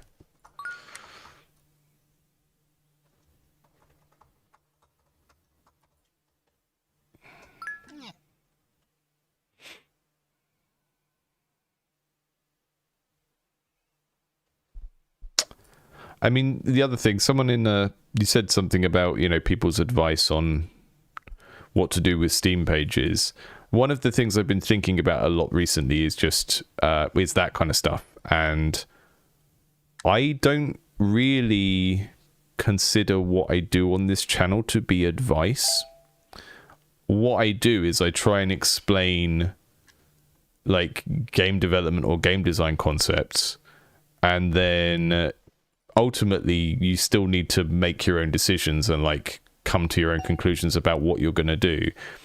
And I think one of the things I find worrying is that if you decide to make a game, or if you decide to start a game studio, which you're effectively doing if you're making and releasing a game, you have become the project lead for that game, right? And you've become a business owner. And if you're in that position and you've decided to go into that position, then you should be making your own decisions, right? Because ultimately, that's what being the leader of anything is. It's making decisions.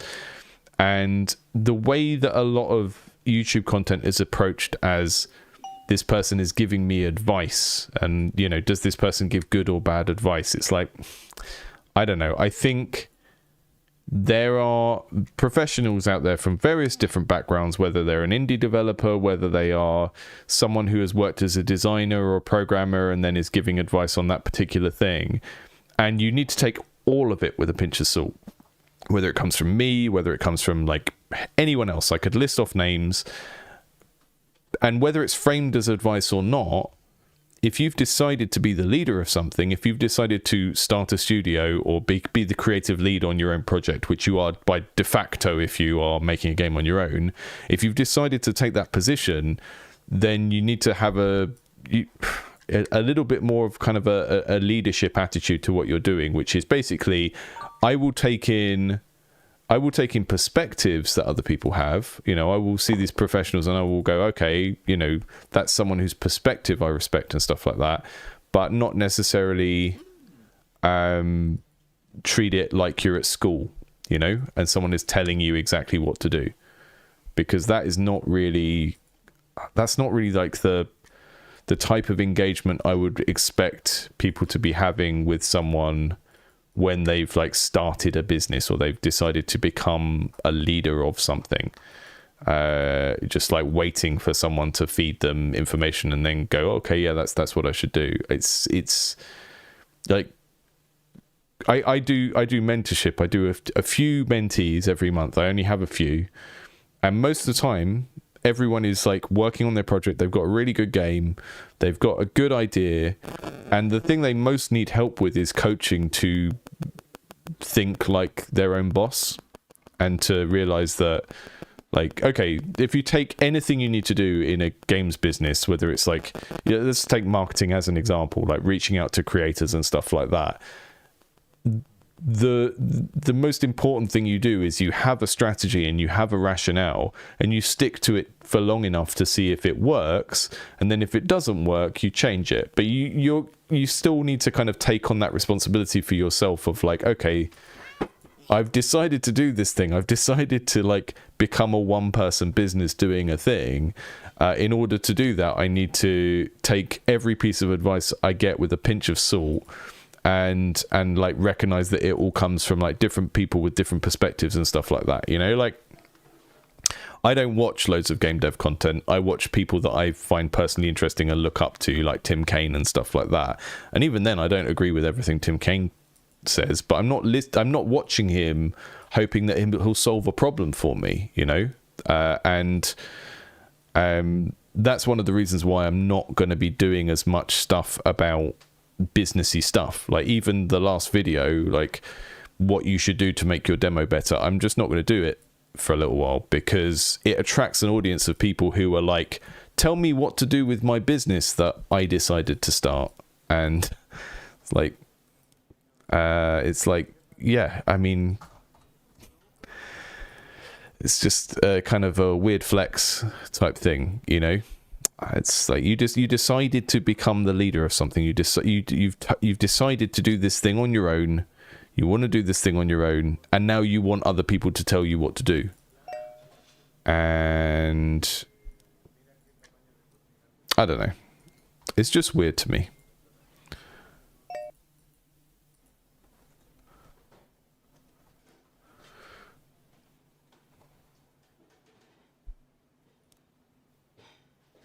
Let's mix some flour.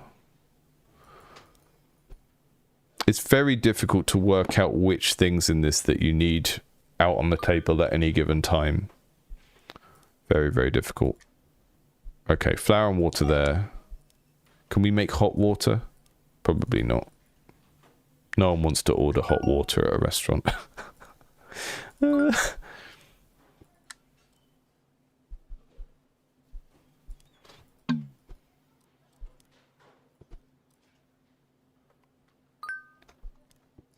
I do find this one as it's deceptively cute looking. It's very, very difficult to actually know if you're doing well at it. I think that would be, in this game, the biggest problem at the moment is just you have to juggle quite a lot, which is what I expect from any sort of game where you're doing business management, like, yeah, ironically relatable to what I was just talking about. But there's nothing in the game that is very clearly telling me what I've done right. There's the bad reviews. 5 of these will end the run. Okay. A new customer will come in 6 of these clock counts, which I think are rounds of turns of playing cards. I'm wasting lots of stuff because I need that guy to go away. I keep getting stuff that I can't use because of the way that I've set up the table. Okay, you go and cook something.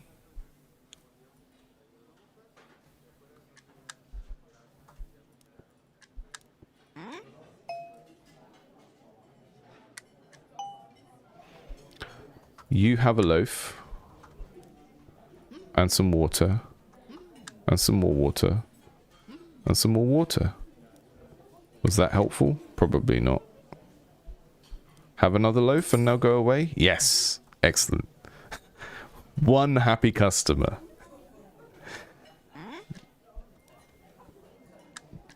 Dough. Cook the dough.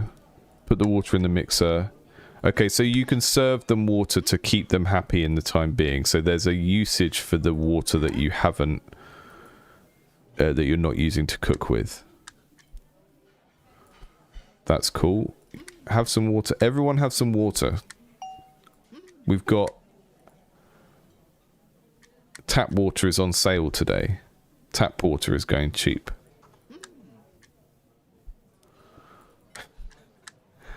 Have some more water. You're going to be on the toilet all day now. More dough there. More loaf there.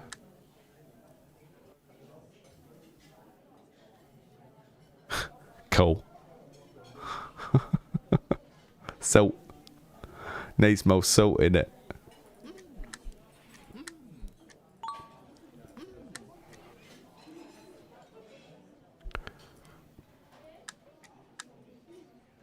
I need someone on the... Right, you... And... Not having enough goblins to man all of the things is very frustrating, but it's also just where the core of the game comes from, so... Difficult.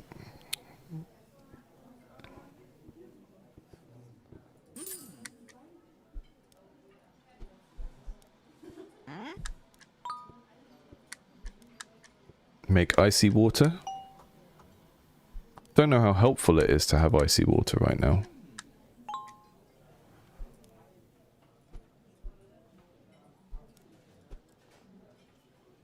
I know I've got one goblin left in the deck. Right, we've got a few junks coming in. We need to grind it down to make our flour again.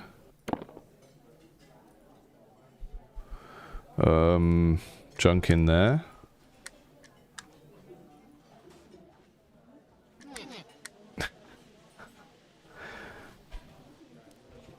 I have, my accent is what is called an estuary accent, I think. Which is like halfway between RP and Cockney.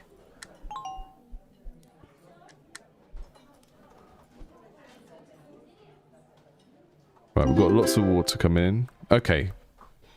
We did it. It's very... It feels very hard in this game to judge if you're doing well or not. So I feel like if Ella's watching and continuing with this game, like all of the core mechanics are really good. It's basically you put a thing on the table, you put a goblin manning it, and then you put two things into it, and then over an amount of turns, it turns them into something else and shuffles that into your deck. And then you're using that to do your classic Diner Dash style serve a customer, give them what they want type thing. But the like meta level, am I succeeding at this moment in time, is really, really hard to judge. And I think that would be a good place to think about next, is because it's up here, but and I guess we can see if the customers are annoyed, but I haven't got to a point where the customers aren't annoyed yet, so it's very difficult to kind of judge. Ice cream requires... We can make ice cream? Or we can make cream of gruel. It gives joy to all customers. I'm going to go for that. I want the shared thing. Upgrade a section. When this section finishes production, draw cards equal to the number of turns it took. Okay. I'm going to put that in the middle.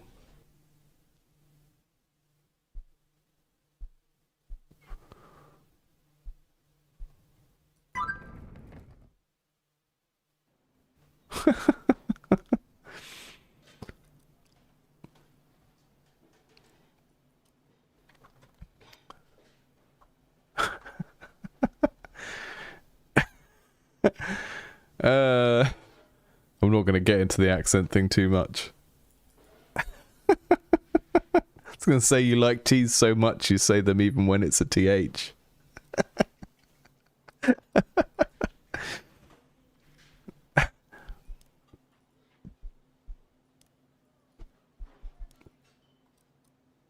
I need a way to mix dough.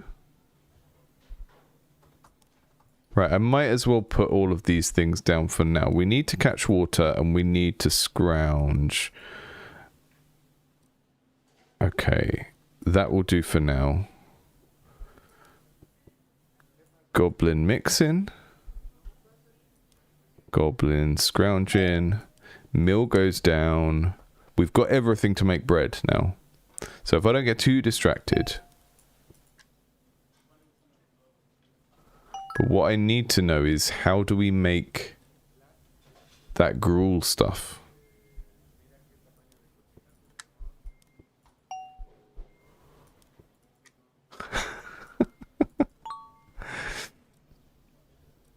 Okay, the scrounge... I'm going to let the scrounger do one more turn.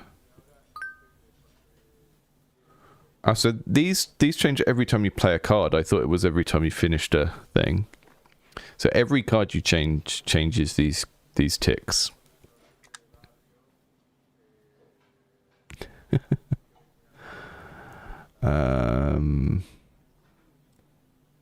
Discard. Dough's being cooked.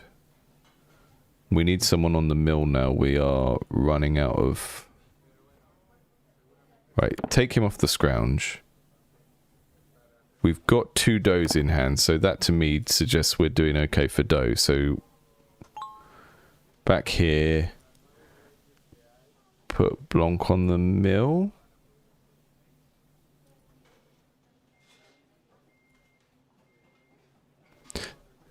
Okay, so basically, if you don't have these timers on, if you can't see any of these timers, that suggests that you're kind of wasting your turns, I guess.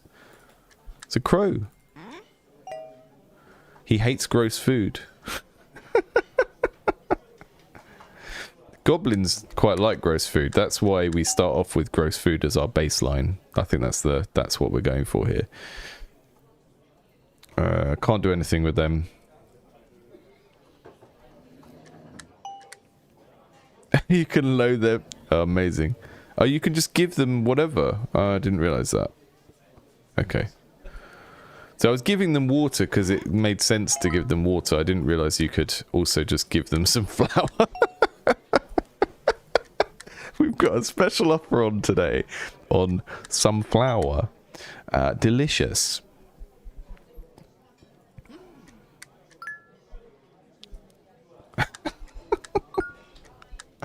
Have some water.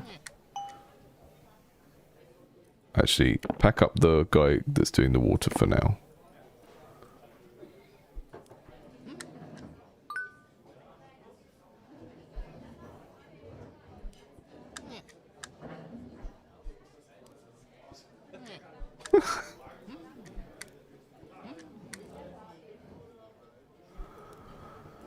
I just want to make that crow guy happy. Look at him. I want him to be a repeat customer.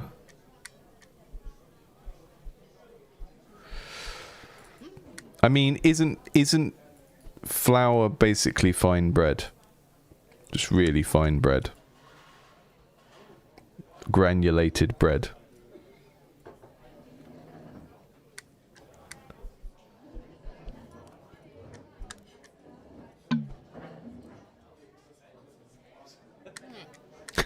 Powdered bread.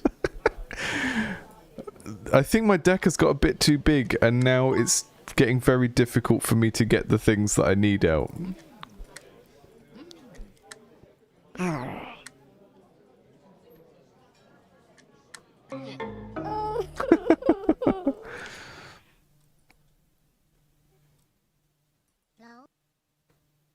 Umami. Umami is like poison for joy, but positively. It's like a stacking effect. Okay.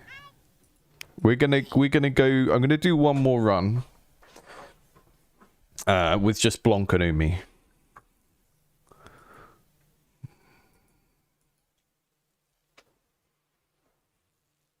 Catch, water, scrounge, milk run. Milk run makes 3 milk.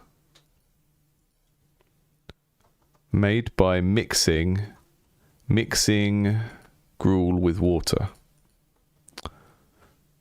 Gruel is made by mixing junk with water. Okay, cool.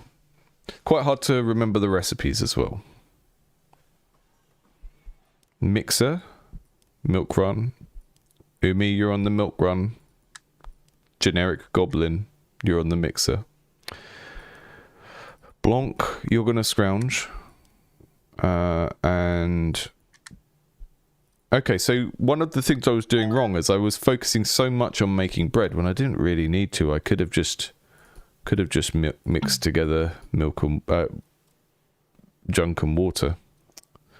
So milk run, you can come off, and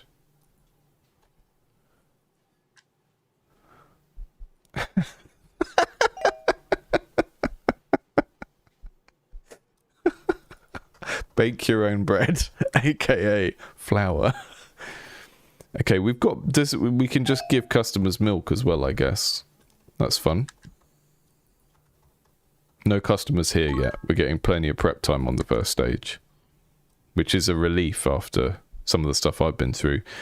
We can... okay, so we can have the station ready, put the junk in there so that thins our deck. There's a really neat interaction here where, you know, in deck builders, you keep adding cards to your deck, it gets more uncontrolled. You can't predict what you're going to get. The deck is less predictable the larger it is. That's just a thing with deck builders.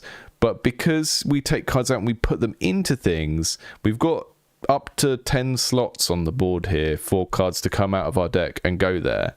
So sometimes you're incentivized to just have the tool out and put the cards into it early so that you don't end up in this position of having 40 cards in your deck instead of 30 and then it being harder to get the thing that you want. So it's cool.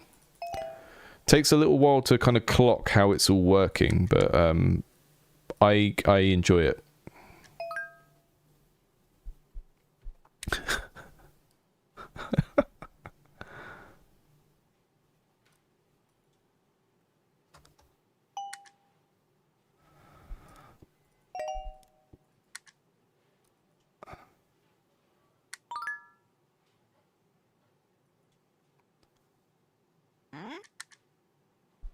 Hey, buddy.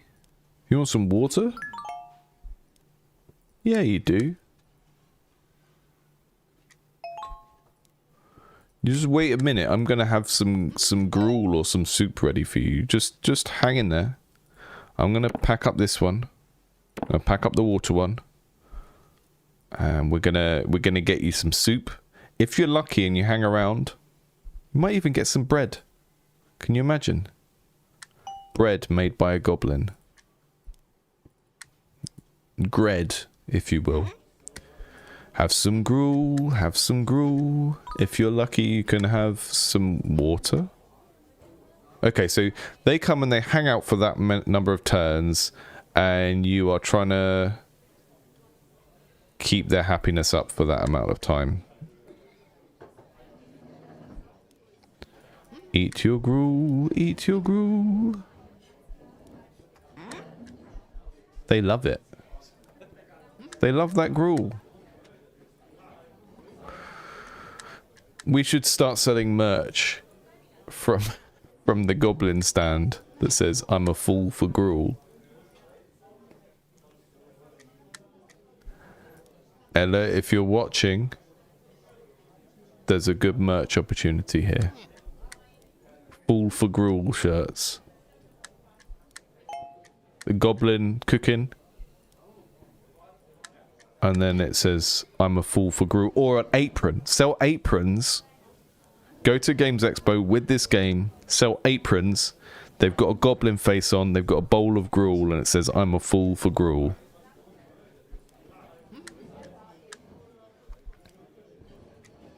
See, this is why they pay me the big bucks.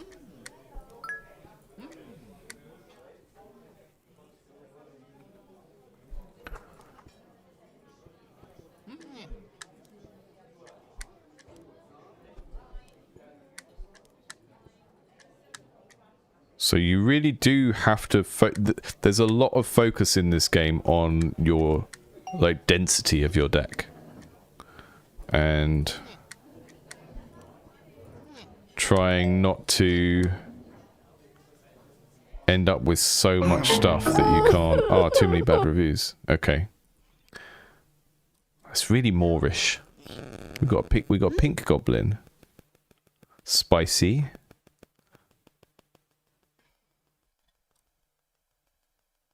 okay. We've got spicy goblin and the cheesy goblin.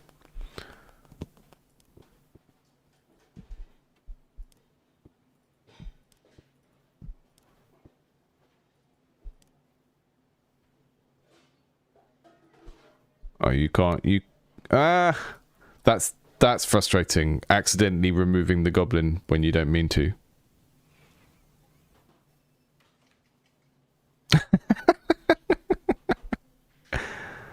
It does need some nom nom, yeah.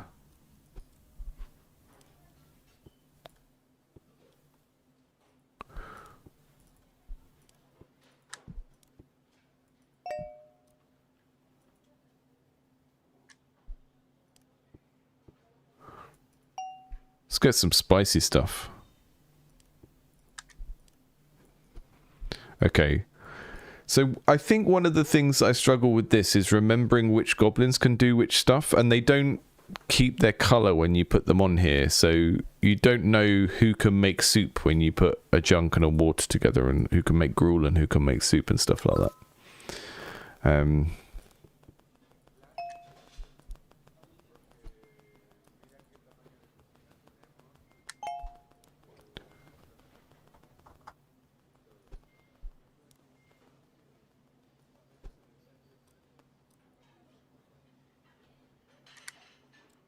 I think having like a little cross, if I go up there and hover and then there's a little cross next to them to cancel them and get them out, that would make that interaction clearer.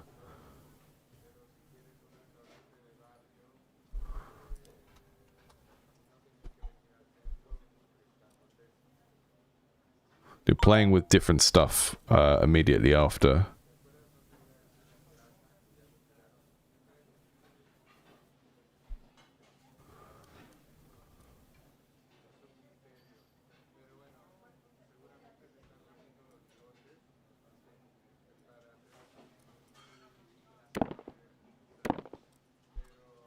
We've just got loads of pepper and water. That's it. That's what we're making now.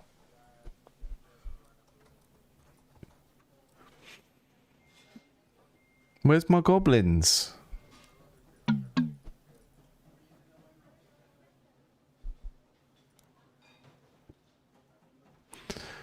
I think having the goblins as cards is maybe slowing the game down quite a bit.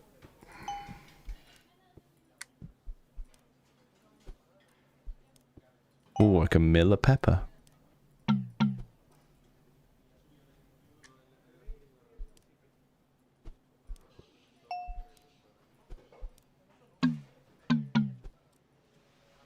What's the pepper supposed to go with, though? Because I can't seem to mix it with anything.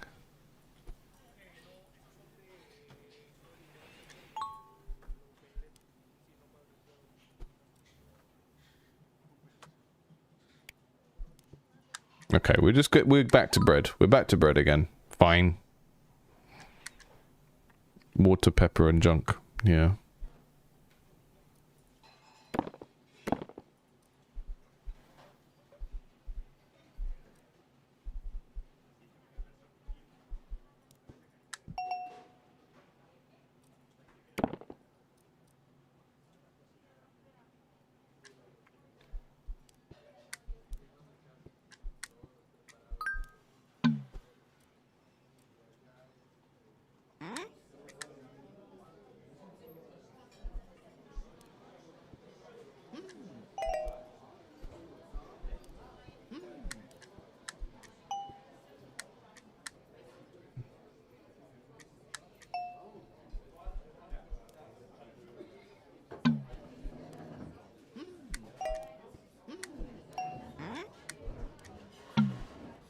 I can put a pepper in the mill.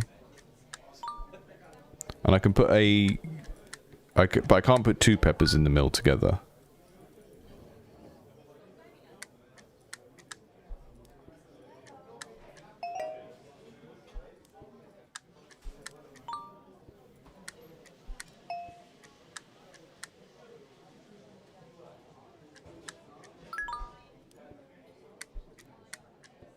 Okay, we need to get the dragon cooking soon. So, to make some bread. So what I'm going to do, I'm going to pack up the... Oh. Pack up this one. Or maybe I can just feed the customers some peppers. Yeah, I haven't been using the peppers for anything else. There we go. Eat your peppers. Do you good. Do you want some raw dough? I don't want some raw dough.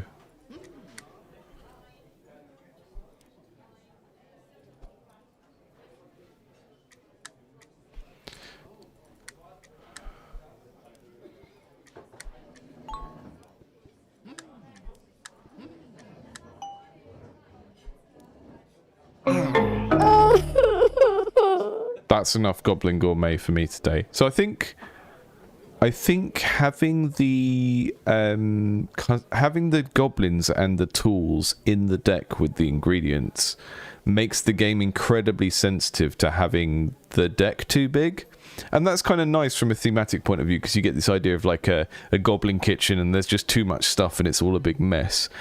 But it does make the game very, very hard.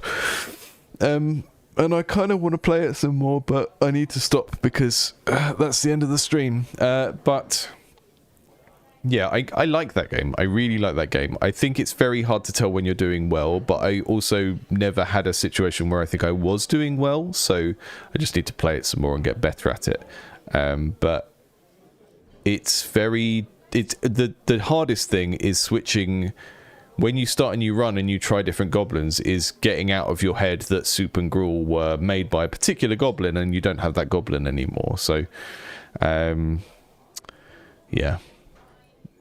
I'm not sure if there's some stuff about the way that the deck and the cards work that is just fundamentally always going to make the game really hard, because the size of the deck gets massive. Oh, I've had one idea. So in... Rogue Book, there are certain cards that stack on top of each other. So even though you've got a hand of 5, if you draw daggers, they stack on top of each other, and every dagger you draw stacks. I think if you did that with ingredients that were the same, it might solve some of what I'm experiencing here. But yeah, I really like Goblin Gourmet. I hope Ella keeps working on it because I think it's neat. If you're on YouTube, the links to the games today will be on the VOD description if you're watching back on that. So thank you for joining today, everyone, and see you all next week probably. Yeah, the super early demo is better than many games. Isn't it always the case?